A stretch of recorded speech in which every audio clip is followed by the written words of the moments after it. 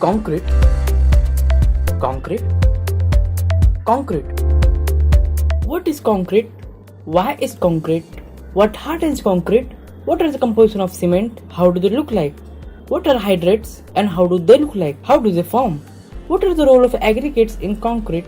Why aggregates are also called silent killer of concrete, etc., etc., etc. Welcome friends, my name is Kundan and you are welcome to Know Civil Engineering. In this episode I have brought for you the mechanism of how concrete works. If you also have this question in your mind, then don't go anywhere, this video is for you.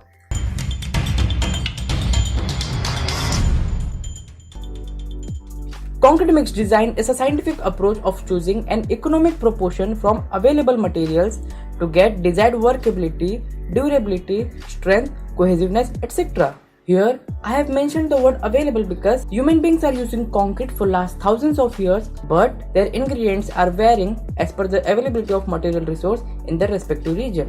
Let me introduce you with some family members of concrete before coming to the mechanism of how concrete works. In today's date, we make concrete of primary materials like cement, water, coarse aggregate, fine aggregates. As you know that in today's date, it's very easy to make amorphous powder from hard rock with the help of some machineries in just few hours. But naturally, it takes more than 10,000 of years to make hard rock from powder. But don't worry. Each ingredient in concrete has some specific role to play. Here, cement is a magical product which converts mobile concrete into an artificial rock in just few hours, which can also be molded into different shape and sizes during its plastic state. Coarse aggregates are used in the replacement of cement for making it cost effective. In most of the cases, coarse aggregate is mainly used for the purpose of providing strength because in normal grade concrete, the high water cement ratio makes the mortar weak, which doesn't give desired strength to the concrete. Coarse aggregates are also used for reducing thermal cracks, for reducing shrinkage, etc. as you can see on the screen. Fine aggregates are nothing but the finer version of coarse aggregates, and it is used as a filler to fill the gap between coarse aggregates. Water is used for workability and hydration process. The more you add water to the concrete, more the workability you will get. But this added workability comes at the cost to the concrete strength. It's a kind of trade-off deal. So the most important thing you get from mix design is how much water is to use for the mix.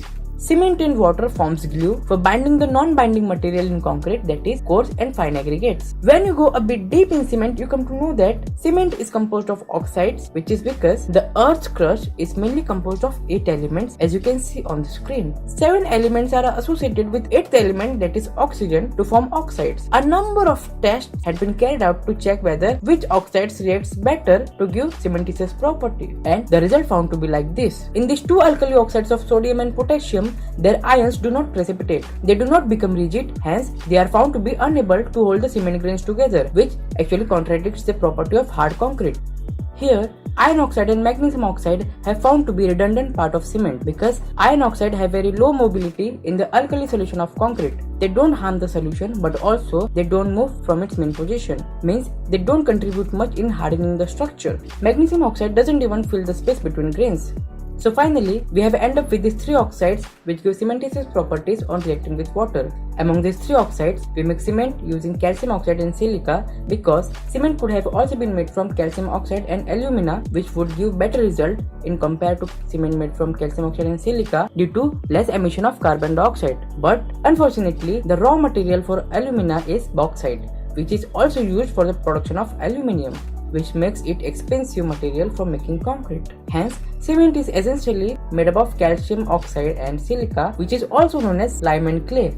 Let us now come to the cement chemistry. When lime and clay get mixed together, they don't simply react with water, but when you provide heat of exact 1450 degrees Celsius, the oxides react to become compounds as shown in the picture. These compounds have been given some scientific name as you can see on the screen. And for your better imagination, I have brought a picture of microstructure of cement grain which shows C3S, C2S, C3A, C3A4Fe2O3.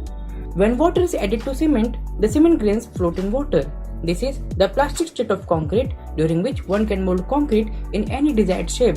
The cement grains keep dissolving, which reduces the grain size, and thus their ions of calcium, silica, alumina ooze out of the grain as shown in the picture. In beginning few hours, the hydration process of cement with water is very slow. That period is called inactive period, or it is also called induction period, or it is also called dormant period. After that, these ions reacts with water and forms needles and crystals, which are actually the precipitates. And for your better imagination, let us first understand with the demonstration that what is precipitate. You can practice this at your home even. That when you add a drop of Fevistick to water, the liquid drop of Fevistick converts into plastic-like solid substance. The formation of precipitates of needles and crystals may be something like this only, which makes rigid structure around the cement grains. This red color rigid part are called hydrates. This reaction is popularly known as CSH gel formation. The volume of rigid needles and crystals increases, and when these coatings of needles and crystals impinge, means when they collide with each other, they hold the other cement grains and stop the cement grain movement. That means we can say that setting of cement occurs, thus making the concrete hard.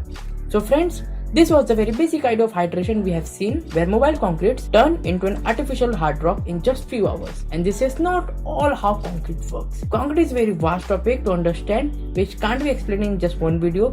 That's why friends, we'll meet again in my next video with some interesting topic, and we'll be exploring some other hidden secrets of concrete. Hope you find this video helpful to understand concrete a bit. Still, if you have any query or suggestion, the comment box below is always open for you guys. Please help me to help you more in my next video by subscribing to my channel. Till then, have a good luck. Goodbye.